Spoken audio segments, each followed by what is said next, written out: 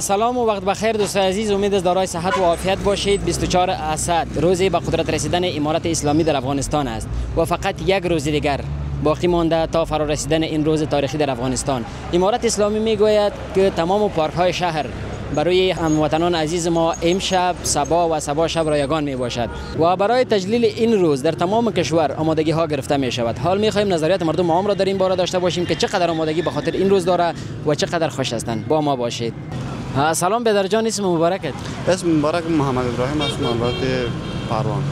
ابراهیم جان، یک روز مانده به جشن استقلال، به روزی که امارت اسلامی در افغانستان حاکمیت به دست گرفته، چی آمادگی گرفتی به خاطر این روز و چی گفتنی داری و چقدر خوش هستی برای این روز؟ آمادگی خاصی ندارم، فقط بسیار اسد روز خوشحالی است، چون که آمادگی خاصی ندارم، ولی بسیار یک دولت خوب است و مردم خوشحال است، آرامی است، صلح است و ثبات در افغانستان آمده و بسیار ما خوشحال هستیم از دولت. بسیار زیاد تشکر. دولت امارت اسلامی گفته که تمام پارک های شهر امشب صبا و صبا شب برای تمام همشهریان ما رایگان است. در این باره چی گفتنی داری؟ بسیار حرف خوبی است و مردم میتوانند از پارک ها استفاده کنند و کسی هایی که پول نداره و دیگه گپی بسیار کار نیک است و ما از امارت اسلامی بسیار زیاد تشکر و جهان سپاس آرزو داریم.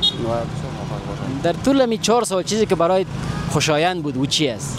خوشایندی است که دوز و غارت و این چیزا گم شده، به خاطر که مردم خیلی بی‌نظم بود و یک آرامی یک ثبات در افغانستان آمد و مردم از کار خوشحال هستند، چون که میتونن هر ساعت شب میتونن از یک جا به جای دیگه برن به عیب و به اختطاف دیگه و این بسیار خوشایند است. گفتید برای همشهریان ما چی است و از این روز چقدر قدردانی کنه یا نکنه؟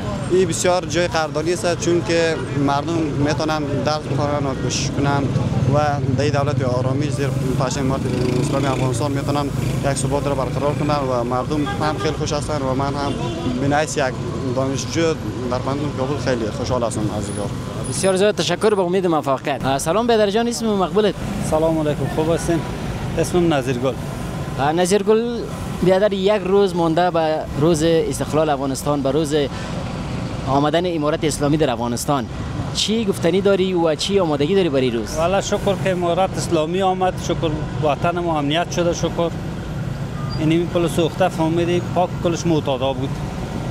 حالا این خودتون ببینید رنگ روغن شد، گروپ ها بند شد.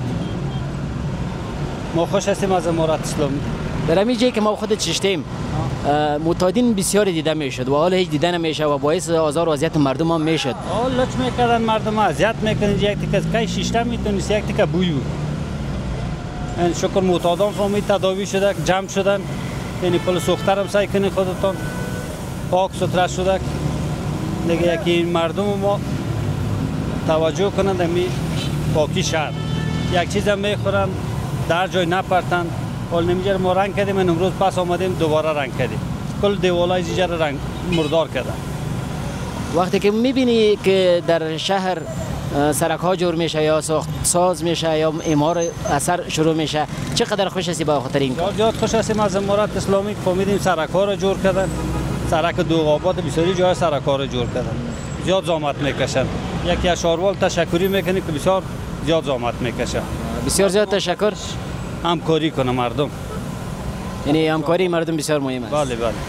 بسیار زیاد تشکر. در طول همین 4 سال که امارت اسلامی حاکم شده، چی چیز برای شما خوشایند بوده؟ والا کلش خوشایند است.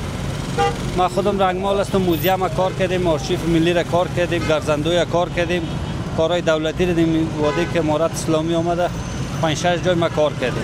مدا کار با صداقت میکنم. بسیار زیاد تشکر، به امید موفقیت. قربانت، سلامت باشید.